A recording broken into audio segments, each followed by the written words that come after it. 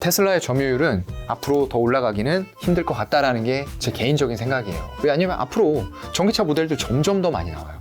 선두주자로 나섰지만 점점 더 좁아질 수밖에 없는 거죠.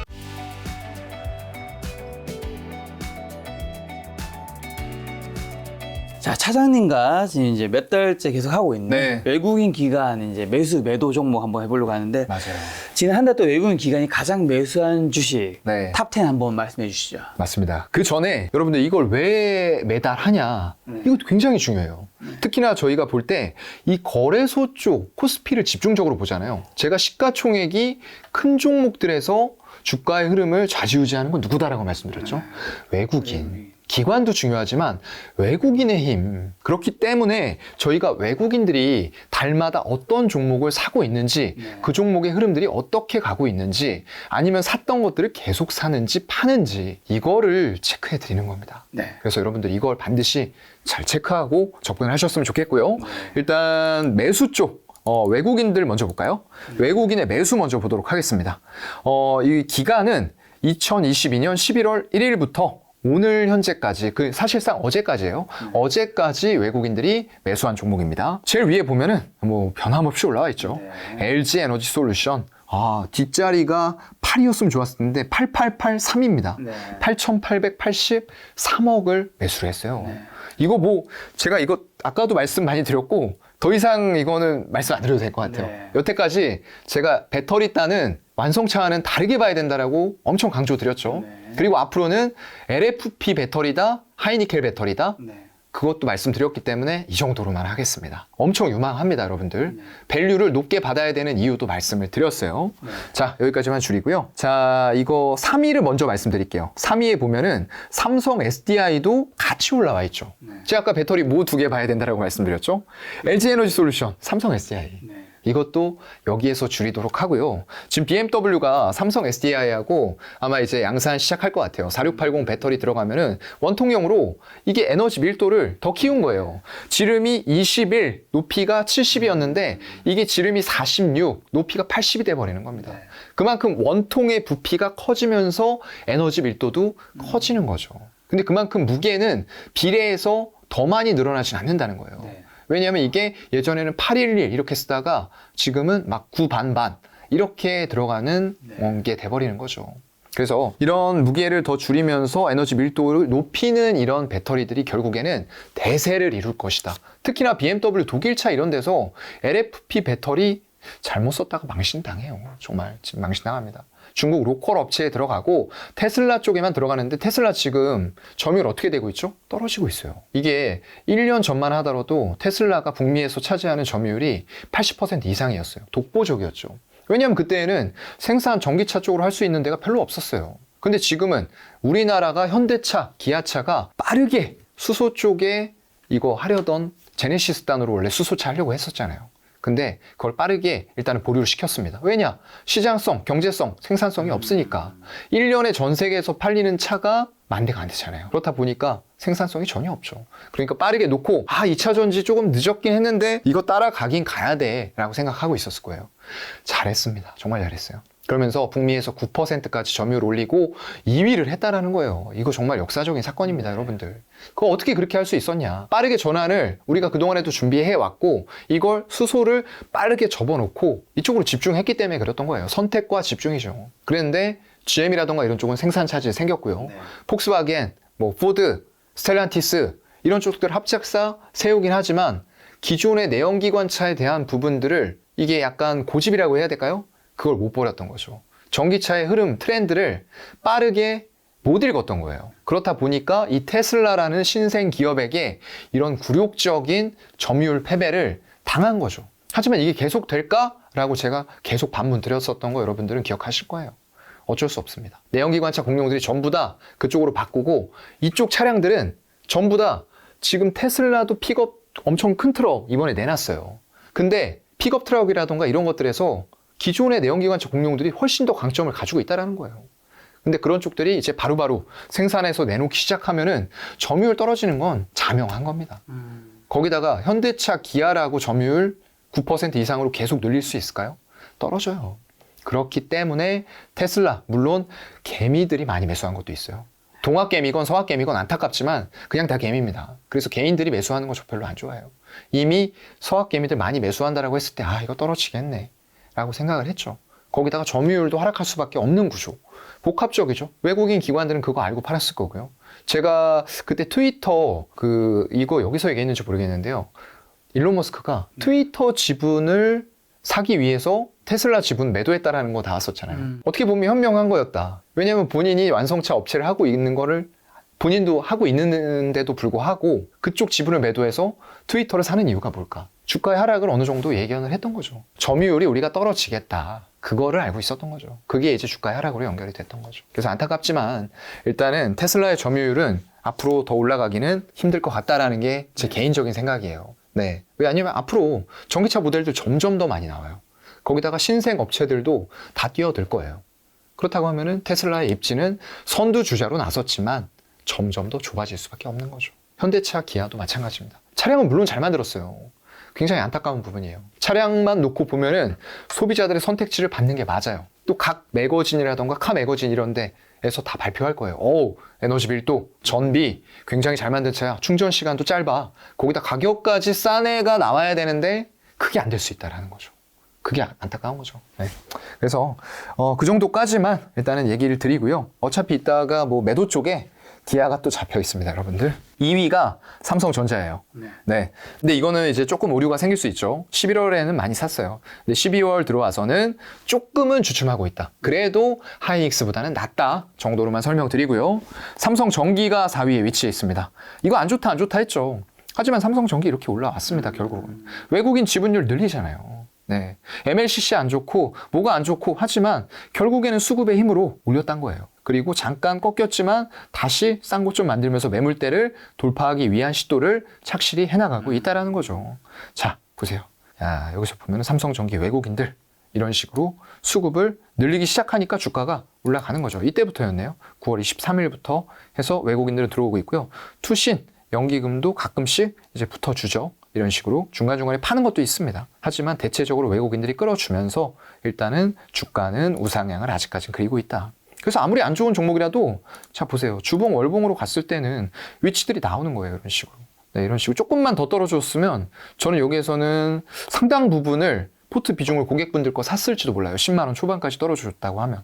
근데 아쉽게도 그냥 매물대에서 올라갔습니다. 올라가는 건 그냥 내버려 두고요. 종목은 많습니다, 여러분들. 굳이 이렇게 매달리지 마세요. 네. 자, 5위에는 하나솔루션 또 들어와 있죠. 네, 이건 뭐 제가 이것도 많이 말씀드렸잖아요. 네, 결국에는 에너지 다변화는 필수인데 여기에서 가장 먼저 쉽게 설치할 수 있는 게 뭐냐? 태양광. 그렇기 때문에 미국에서 세제 혜택을 엄청나게 주고 있죠. 일단 설치만 해도 뭐 자국 내에서만 설치 생산했을 때 10% 최대 주고 있어요.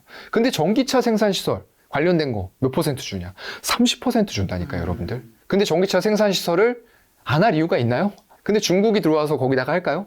안 됩니다. 기술력도 없어요. LFP 배터리 기껏 해봐야 지금 NCM 811 할 텐데 그것도 제대로 만들 수 있을지 없을지도 모른다는 거예요. 그러니까 그냥 LFP예요. 거기는 리튬 인산철 배터리 누구만 쓴다? 중국 로컬 업체만 쓴다. 세계에서는 안 써요. 네. 그렇기 때문에 하이니켈 배터리가 최고다. 네. 기술력 아직도 많이 벌어져 있다. 못 따라온다. 여기까지만 정리하고요. 그래서 하나솔루션도 이런 관점에서 올라갔는데 내년에는 제가 뭐가 더 좋을 수 있다라고 말씀드렸죠? 풍력, 하부 구조물도 하고 있고 거기다 더불어서 CS 윈드, 거기다 CS 베어링, 뭐 삼강 MNT 이런 기업들 거기다가 차츰차츰 언론에서 이제 쏟아져 나오는 풍력이라던가 신재생 에너지에 대한 반응들도 조금씩 바뀌어가고 있다는 걸 제가 느끼고 있어요. 그만큼 이런 에너지의 다변화에 대해서 절실하게 우리가 겪어봤기 때문에 뭐를 통해서 러우 사태라는 걸 통해서 절실하게 겪어봤고 유럽이나 이런 쪽에 있는 사람들은 에너지 고지서를 받았을 때 엄청난 충격들을 받았을 거예요. 막 5배 뛴 이런 고지서가 날라오다 보니까 유럽이 지금 가장 문제죠. 그렇기 때문에 유럽 쪽에서 이런 태양광보다도 풍력 이런 것들이 많이 설치되고 있어요. 왜냐하면 그쪽에는 해양이 많습니다. 네. 특히나 깊은 곳들이 많은데 왜냐하면 깊은 게 전혀 상관없죠. 우리나라의 하부 구조물 잘하는 업체 삼강 MNT 부유식으로 위에다 띄워서 구조물 띄우고 타워 달아버린다는 거예요. 네. 그게 여러분 기술력입니다. 그렇게 보시고요. LG노텍 올라왔어요. 또 1,300억 매수가 들어왔는데 이쪽은 약간 애매해요. 네. 지금 경기 침체가 풀리면은 LG이노텍이 특히나 애플이 가장 좋을 거다. 수혜 많이 받을 거다라고 하는데 모르겠어요. 이게 언제 풀릴지, 그리고 풀린다고 하더라도 우리가 내야 되는 이자가 깎인다라고 했나요, 제가?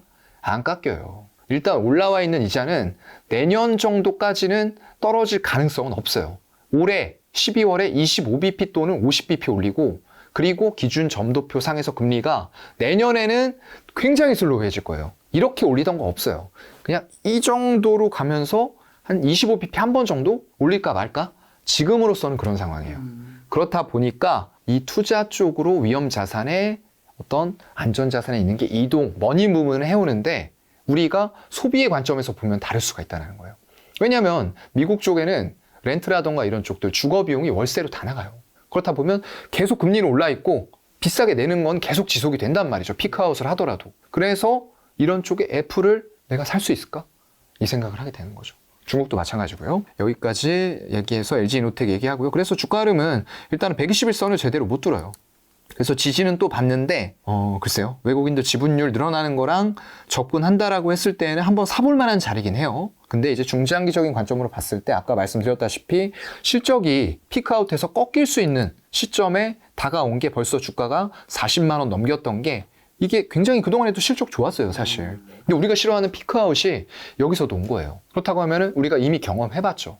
화학주, 뭐 예전에 스판덱스하고 이랬었던 효성 TNC 이런 것들도 좋다 했는데 꺾였고요. 거기다가 해운주, HMM 좋다 했는데 이미 주가는 선반영에서 꺾여 있었고 이런 것의 연장선이 될 수도 있다라는 말씀을 드리는 겁니다. 잘 체크하셔야 될 것 같고요. 고려아연도 올라와 있어요. 이거 마찬가지죠. 포스코랑 마찬가지로 그냥 철강회사 아니에요, 여러분들. 여기 2차 전지 다 붙어 있죠. 거기다 요즘에는 지분 관계 이런 것들까지 같이 엮여 있어요. 그 정도만 말씀드리고요. 그 밑으로는 카카오뱅크. 이거는 제가 이미 말씀드렸죠. 이미 자금들은 선제적으로 움직인다. 뭐를 보고 인플레이션이 피크아웃 할 수 있다라는 지표들을 보고. 왜냐면 우리가 이거 분명히 주식은 무위험 자산인가요? 위험 자산인가요? 위험 자산이죠. 근데 하이 리턴 하이 리스크지 노 리스크 하이 리턴인가요? 아니에요, 여러분들. 누구는 다 확인하고 들어간다라고 하는데 그만큼 리스크가 줄어있을 때는 내가 얻을 수 있는 리턴도 줄어있다라는 걸 명심하고 들어가야 된다는 거죠.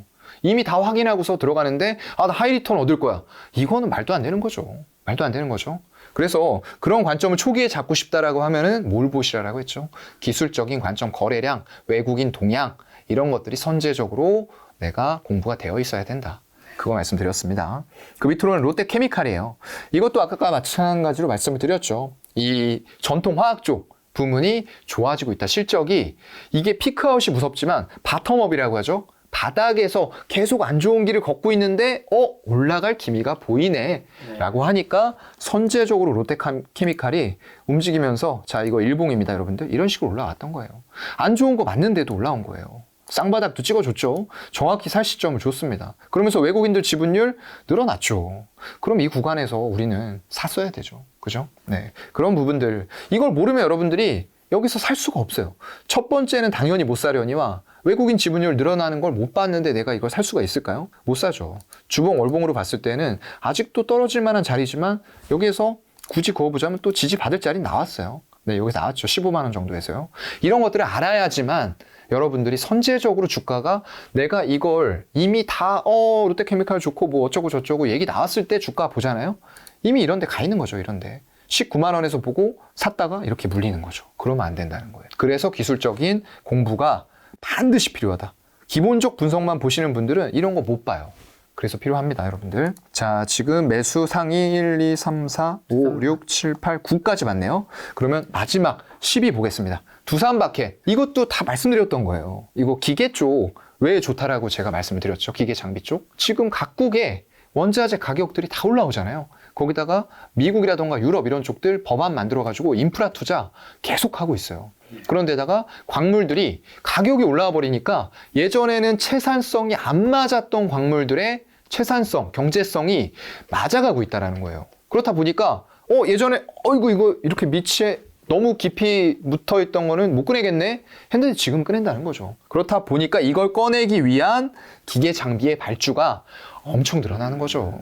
그래서 두산바켓 아직도 제가 볼 때는 지금은 좀 추세는 꺾였어요. 근데 이렇게 올라갈 때 이런 흐름들 네, 이런 흐름들이 나타났던 거고 마찬가지일 거예요. 다 현대 건설 기계 같은 쪽들도 네, 다 마찬가지죠. 이렇게 가파르게 올라갔습니다.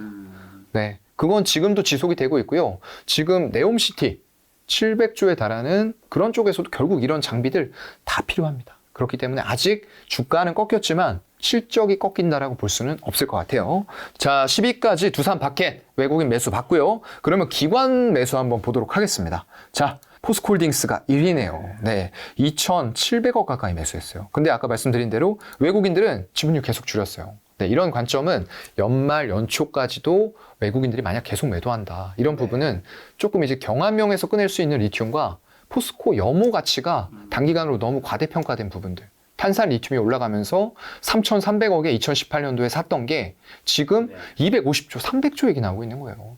300조라고 하면 진짜 3,000억 잡으면 이거 몇 배입니까? 1,000배예요. 1,000배 가치가 올랐다는 부분으로 기관들은 끌어당기고 수익률 게임을 하는 걸 수도 있다. 네. 단기적인 상승의 흐름 이후에는 수급적인 요인에 의해 빠질 수도 있다. 이건 염두에 두셔야 됩니다, 여러분들. 네. 아직까지는 리튬이 커가고는 있지만 전부는 아니에요. 철강 업황이 안 좋다라는 것도 분명히 팩트고요. 3분기에 침수됐던 부분으로 일회성 비용 반영했고요. 4분기에도 한 3천억 정도 반영이 될 것으로 예상을 하고 있어요. 그래서 그런 부분들 같이 봐야 됩니다. 두 번째가 네이버예요. 네, 이거 흐름이 달라졌죠. 기관들은 연말 수익률 게임에 이런 성장형 종목들 실적 안 좋은 거 맞거든요. 근데 수급으로 밀어 넣어서 올린다는 거예요. 이것도 아까 제가 말씀드렸던 관점하고 똑같습니다. 그리고 잠깐 인플레이션 피크아웃 한 것 같다라고 얘기 나오니까 이런 쪽들로 외국인들도 다 들어와요. 우리가 아까 카카오뱅크 이런 거 봤었잖아요. 네. 페이. 주가들 아까 올라온 거는 제가 다 보여드렸죠. 네. 바닥권에서 이미 이런 인식들에 의해서 우리는 올라와 있는데 일반 투자자분들은 이렇게 생각하고 있는 거예요.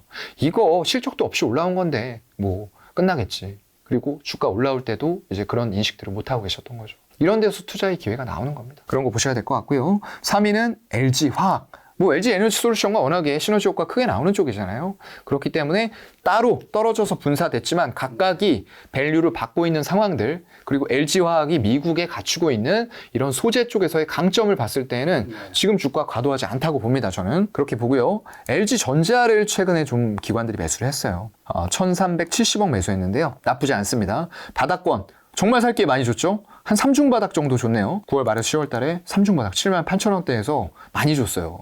그러면서 이렇게 올라오는 흐름들 나타났는데 여기 매물대 한 번 더 이제 여기 걸려 있기 때문에 10만 원 돌파를 한 번 더 체크를 해봐야 될 것 같긴 해요. 최근에 투자 동향 보면 투신, 연기금 사모펀드 위주로 끌어당겨주고 있고요. 외국인들은 샀던 것들 살짝 매도하는데 조금 우왕좌왕하는 것 같아요.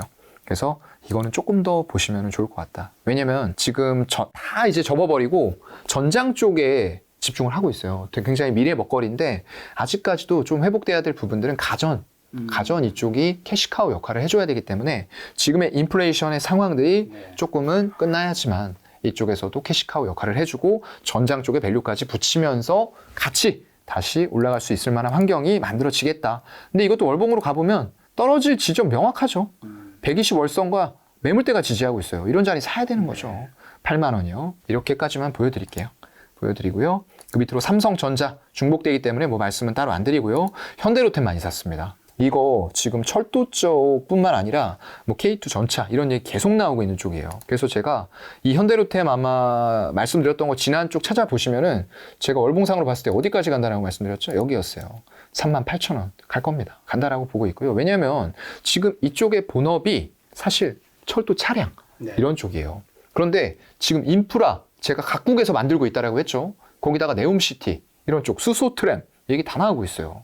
그렇다고 하면은 이 K방산의 프리미엄이 높아졌는데 여기에다 본업까지 같이 좋아지는 거예요. 거의 뭐 일타쌍피, 누이 좋고 매부 좋고 도랑치고 가재 잡고 뭐 그런 얘기죠. 그렇기 때문에 주가가 이런 식의 장대양을 보고 11월에만 31% 올랐어요. 굉장히 가파르죠. 물론 이렇게 빠졌던 부분들이 있지만 이게 본업이 좋아지기 시작하면서 전 고점을 넘겨버리죠. 종가상으로. 그리고 이번 달에 살짝 조정을 받고는 있지만 조정폭은 제가 볼 땐 크지 않을 거라고 봐요. 여기에서 투자 동향 보시면은 외국인, 투신, 사모펀드 최상의 수급이죠. 개인만 파는 수급이죠. 제가 제일 좋아하는 수급입니다. 제일 좋아해요. 그렇기 때문에 여러분들이 이렇게 파랗게 매도가 되어 있는 개인들로 들어가시면 안 된다. 이 말씀 드리는 겁니다. 절대 외국인 기관과 동행을 하세요. 그 밑으로는 아모레퍼시픽. 이것도 아까 말씀드렸죠.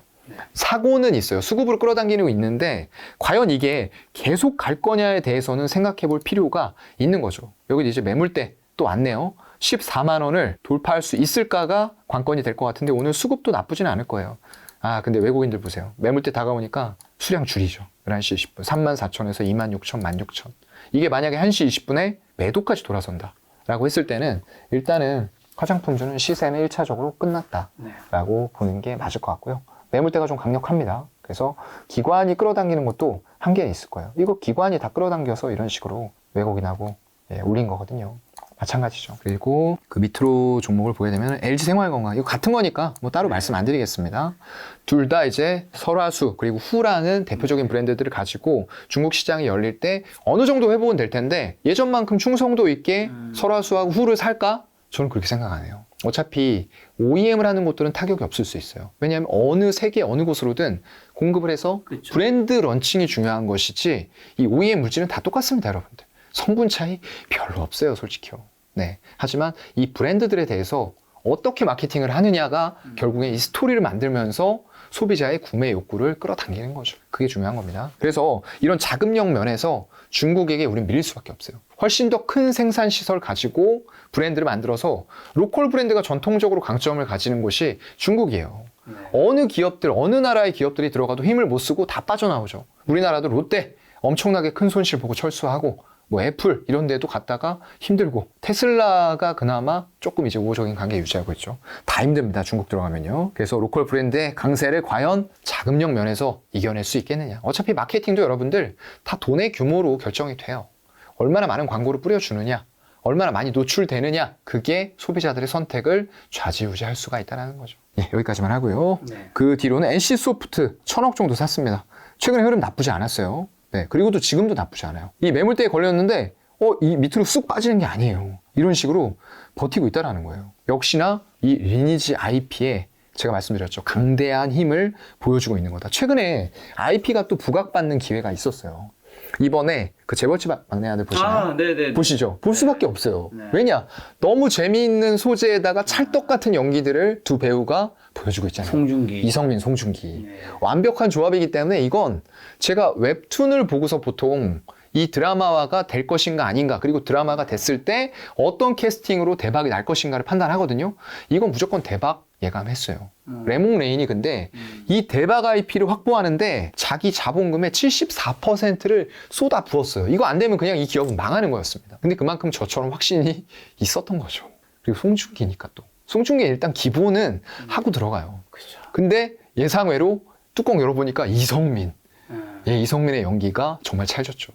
거기다가 주조연이 전부 다 콜라보로 이뤄서 드라마 시청률이 빵빵빵 뛰면서 슈룹 뒤집어 버리고요. 지금 최고 시청률이잖아요. 회가 갈수록 시청률이 더 올라갈 수밖에 없고요. 거기다 주3회 편성, 광고가 더 많이 붙을 수 있어요.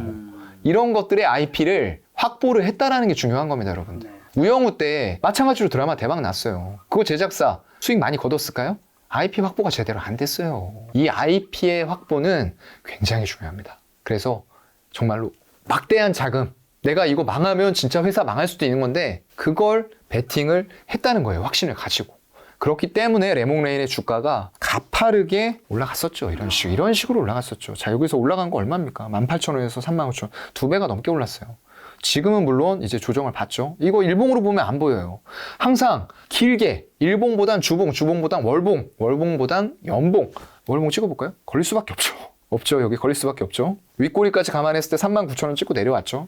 이걸 봐야지만 내가 여기서 팔 수 있다는 거예요, 여러분. 일봉만 보면 안 보여요. 아무리 좋다 해도 주가가 올라가는 건 한계가 있습니다. 왜냐하면 지금 당장 IP를 확보했다고 해서 거기에서 당장 실적이 나오는 건 아니에요.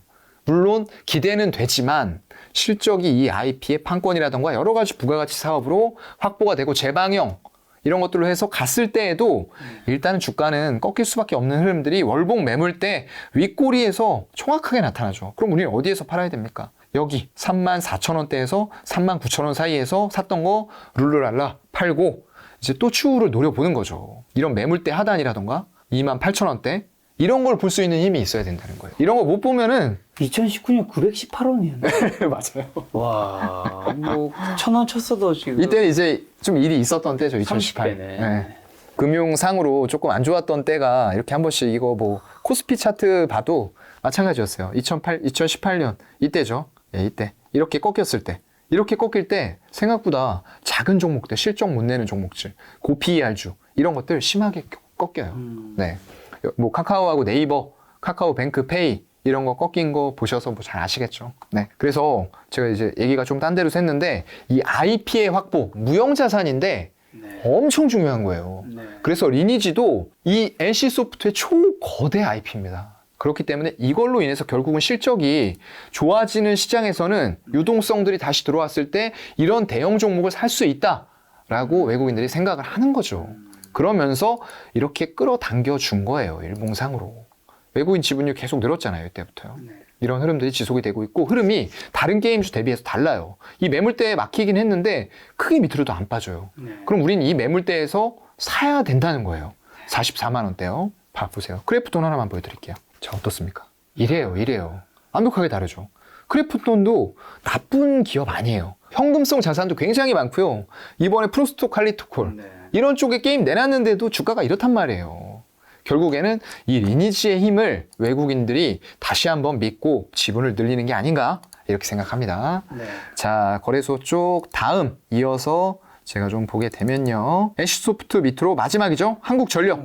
예, 이거는 뭐 딱히 말씀 안 드려도 될 것 같아요. 1,000억 정도 사고 있는데 뭐 이거 배당주죠. 전형적인. 네, 그런 부분들에서 이게 사실 전기를 많이 쓰면 쓸수록 수익이 아니에요. 손실이에요. 이거 재무제표 한 번만 볼까요? 사실 이렇게 외국인 기관들이 사고는 있는데 외국인은 지분율 떨어진 거 보세요. 이렇게 훅 뺐죠. 훅 빼는 구간에서 주가 확 빠졌습니다. 그리고도 안 늘리고 있어요. 이거 재무제표 보면은 절대 안 사고 싶어요. 보세요. 자, 연간으로 봤을 때 이게 얼마의 도대체 영업이익 손실이죠? 2017년에 한번 5조 정도 수익 났고요. 2020년에 4조 났어요. 그 외에는 2천억 손실, 2019년도에도 1조 4천억 손실, 2021년에 최악이었죠. 5조 8,600억 손실이 났어요. 그리고 올해 예상이 얼마냐? 연간으로 31조 이상의 손실입니다. 내년은 얼마냐? 13조 손실이에요, 여러분. 이거 재무제표만 보면 솔직히 사고 싶으신가요? 저는 안 살 것 같아요. 아무리 주가 탄력이 있어도 차라리 더 좋고 실적 좋고 이런 종목을 사지. 글쎄요, 뭐 배당 매력을 보고 사신다고 하면은 뭐 말씀드릴 거는 제가 솔직히 없어요. 4.4% 정도. 주가가 떨어질수록 배당 수익률이 올라가겠죠. 근데 저는 안 삽니다. 안 삽니다. 배당락까지 생각하면 안 사요. 네, 이상입니다. 자, 그러면 이제 외국인 기관이 매수한 종목 10개씩 했는데 이 중에서 혹시 차장님이 원픽이 있을까요? 주가상으로는 대부분 이제 외국인 기관이 땡겨 놓은 종목이다 보니까 대부분 바닥은 아니에요. 예, 그래서 제가 이제 좋아하는 형태의 차트들을 가지고 있지는 않은데 그래도 지금 조금씩 조정을 주고 있는 LG에너지솔루션, 삼성 SDI 여전히 저는 이쪽을 외칠 수밖에 없어요. 뭐 물론 포스코 케미칼 이런 것도 밑에 있고 이 순위에는 안 들어왔지만 에코프로비엠 그리고 LNF 같은 종목들도 있어요. 다 2차 전지네요. 네, 맞아요. 어차피 다 2차 전지고요. 왜냐하면 지금 올해 미국이 시작을 했어요. 그리고 LFP 배터리와의 가격 차이는 점점 줄어들고 중국의 입지는 좁아지고 우리나라랑 완성차 업체들이 조인트 벤처 설립해가지고 배터리 달라고 하고 있고 근데 리튬 정제 시설은 없고 모든 것들이 지금 다 이런 쪽들을 가리키고 있어요. 그렇기 때문에 이 순위권에 들어온 것 중에서 고르자라고 했을 때는 주가가 떨어지면 조금 모아가보자. LG에너지솔루션 이런 것들 만약에 여기 35일선 지지 받는다라고 했을 때는 사도 될 것 같고요. 수급 한 번만 다시 볼까요? 오늘은 살짝 매도니까요. 조금 기다리셔서 이거 정확하게 지지 받는지 보고 사시고요. 만약에 떨어진다라고 했을 때는 61선까지의 이격 염두에 두셔야 돼요. 53만 원 조금 안 됩니다. 예, 그리고 삼성 SDI도 마찬가지예요. 35일선 아까 꺾였기 때문에 제가 61선까지 봐야 될 수도 있다라고 말씀드렸죠. 66만 원 부근까지 보면서 신규 매수도 가능하겠다. 결국은 2차 전지였습니다. 자, 그럼 지난 한 달 또 외국인 기관이 가장 많이 매도한 주식 탑 10. 일단은 매도 쪽은 좀 짧게 보도록 하겠습니다. 일단 외국인 보게 되면은 기관이랑은 반대예요. 포스코홀딩스 아까 매도한다라고 말씀드렸습니다. 이거 연말, 연초에도 만약에 시장에 랠리가 펼쳐진다라고 했을 때 외국인들이 어떻게 이 종목에 대해서 대응할 것이냐 중요하게 지켜보셔야 되고요. 그 밑으로 네이버, 카 겹치는 종목이에요. 기관은 샀는데 순매수 2위인데 이쪽에서 외국인은 순매도 2위예요. 네, 부딪히고 있죠. 그래서 아직까지 외국인들은 이런 고성장주에 대해서 완벽하게 방향성 설정 안 하고 있어요. 지분율이 계속 떨어지고 있다는 거예요. 네이버 보세요. 여기에서 훅 떨어진 이후에 계속 떨어져요. 그래서 이 단기적인 트레이딩은 가능할지 모르겠지만 장기적으로, 중장기적으로 네이버와 카카오의 성장성을 그리고 시장의 방향성이 전환되는 걸 보고 들어가시려는 분들은 외국인 매수를 따라서 들어가시라. 이렇게 말씀만 드리겠습니다. 그 밑으로 3위에는 SK 하이닉스 마찬가지죠. 네, 지금 외국인들은 팔고 있어요. 삼성전자랑 완연하게 다른 수급이죠. 그리고 기아도 아까 말씀드렸습니다. 완성차 아직까지는 트레이딩밖에 안 돼요. 이게 트레이딩이 아니고 중장기적으로 괜찮겠네 하면서 우리가 살 수 있는 시점은 어디라고 말씀드렸죠? 미국의 인플레이션 감축 법안에서 보조금 혜택을 동등하게 받을 수 있어야 되고요. 그 외에 우리가 조지아 공장을 빠르게 완공을 시켜서 세제 혜택을 받을 수 있게 하고 동시에 그쪽에 있는 내연기관차 라인들 생산 전환해서 전기차 라인으로 바꿔야죠. 이런 것들 선행이 돼야 되고요. 카카오 마찬가지입니다. 네이버와 마찬가지 관점이기 때문에 말씀 안 드리고요. SO일 1200억 매도했어요. 네. 이거 보시게 되면은 일단은 뭐 정제 마진 자체가 제가 이거 리포트 좋게 나왔을 때에도 SOE라고 이런 것들에 대해서 좀 안 좋게 말씀드렸죠. 사실 그 관점이 그대로 주가에 녹아 있습니다. 외국인들은 이때가 지분율 피크였어요. 83% 이후로 계속 줄이고 있다는 거죠. 그리고 주가의 움직임은 있으나 상승은 제한되어 있다. 121선 올라가니까 맞고 떨어지잖아요. 그래서 저는 지금 굳이 정유주를 사야 될까? 네, 유가가 70에서 100달러 사이로 왔다 갔다 하고 했을 때, 그리고 뭐 지금 좀 러시아 이런 쪽도 고립시키면서 생산량 감축 뭐 이런 얘기도 나올 수 있어요. 근데 일시적일 것 같아요. 그래서 정유주단에 대해서는 별로 관심 안 가지고 있습니다. 이 정도 말씀드리고요. 그 밑으로 아모레지를 외국인들은 많이 팔고 있어요. 이게 이제 아까의 그런 관점일 것 같아요. 기관들은 수익률 게임하기 위해서 아모레퍼시픽, LG생활건강 사는데 이쪽에서는 외국인들은 840억의 아모레지 매도. 네. 아까 말씀드렸던 그 경쟁력 이런 것들 돌려보시면 될 것 같아요. SKI테크놀로지 분리막 쪽이죠. 2차 전지 관련주입니다. 근데 556억을 외국인들은 매도하고 있어요. 분리막도 아까 제가 원가 비중으로 따졌을 땐 낮지는 않다고 말씀드렸어요. 13%가 들어가는데 이것도 최근의 흐름들은 외국인들은 보세요. 계속 줄이죠. 이거 누가 사서 그럼 올린 거겠습니까? 보면 뭐 뻔히 답 나오죠. 예, 여기 빨간불 들어와 있는 투신, 연기금, 사모펀드, 금융투자. 그러면 단기적인 수익률 게임이 될 가능성도 있는데 물론 분리막 쪽이 내년부터는 공장 가동률이 올라가면서 실적이 호전될 가능성도 있어요. 근데 지금까지는 SKI테크놀로지 별로 실적 안 좋아요. 이거 보세요. 지금 5분기 연속 적자예요. 영업 적자. 이렇게 시총 큰 기업이 4조 6천억인데 안 좋죠. 네, 그렇기 때문에 기관의 단기적인 수익률 게임에 동참해서 잘 빠져나오시라 이렇게만 말씀드리겠습니다. 그 밑으로 메리츠 금융지주 이거는 뭐 최근에 이슈가 좀 있었기 때문에 여러분들 대부분 아실 거예요. 이쪽으로 다 흡수합병을 한다라는 부분들 결국에 이론적으로 봤을 때는 메리츠 금융지주가 좋아질 수밖에 없는 그런 부분들이 생길 것 같고요. 10위권 매도는 GS건설이에요. 4조 8,600억의 매도가 나왔어요. 뭐 건설주 좋다 하는데 일단 해외 수주 진행 상황이 더 중요할 것 같거든요. 국내 쪽에서 정비도 사실상 현대건설에 밀렸어요.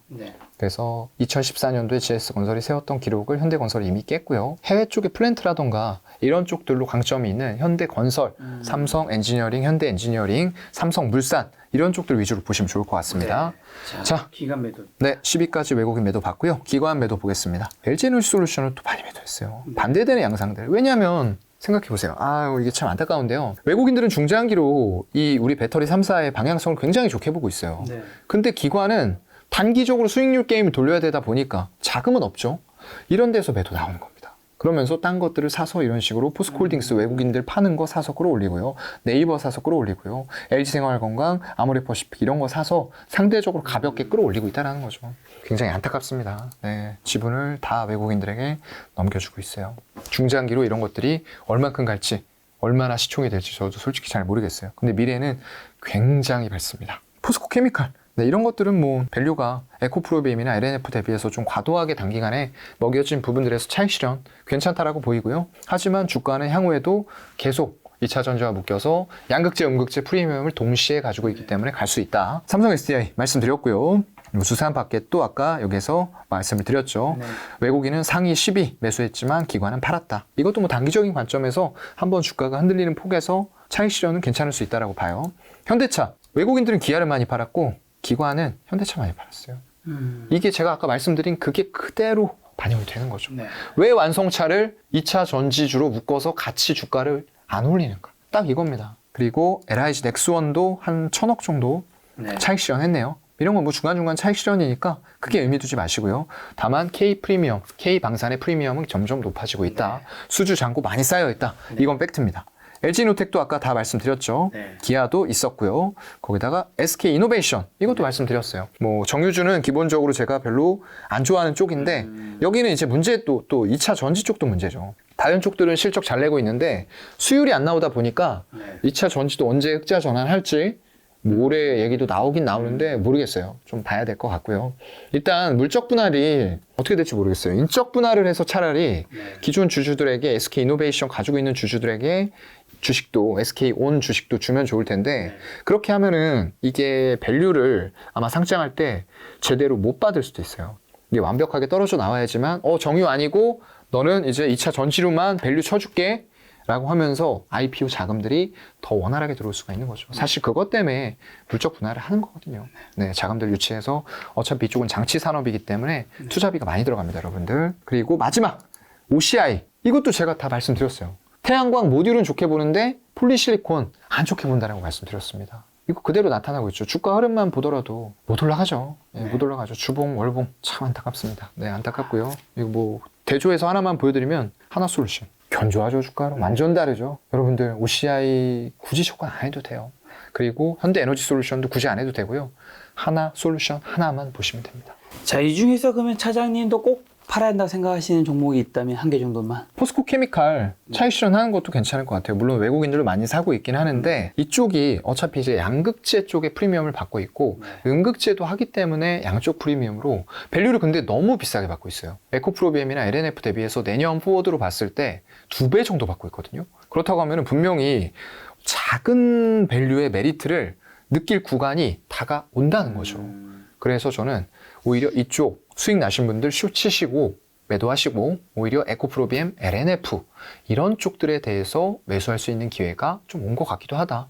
이런 관점으로 말씀드리겠습니다. 알겠습니다. 마지막 질문 드리겠습니다. 차장님. 오늘이 이제 김작가 TV 2022년 이제 네. 아마 마지막 촬영일 거잖아요. 벌써 그렇게 됐네요. 네, 이제 다음 해 2023년에 뵐 텐데 네.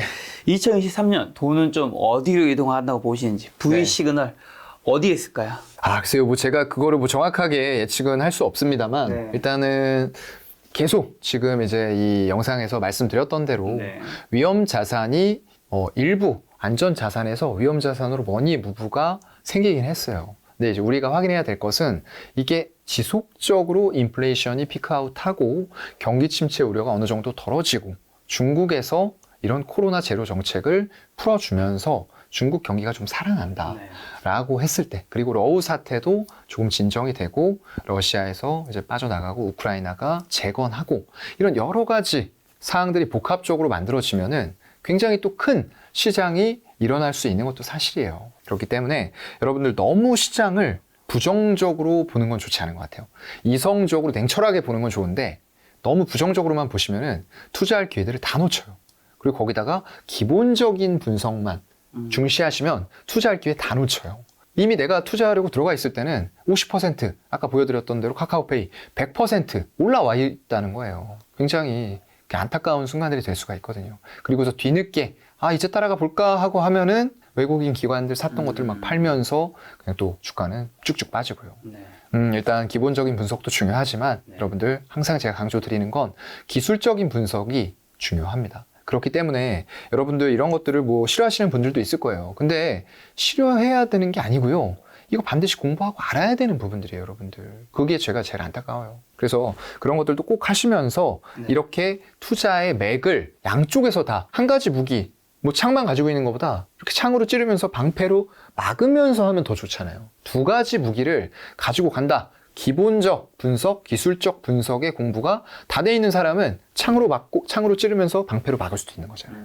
이거를 좀 생각하시면서 가시면 좋겠고요. 일단 2022년 제가 오늘 이제 마지막 출연인데 한 해 동안 굉장히 좀 많이 힘드셨을 거예요.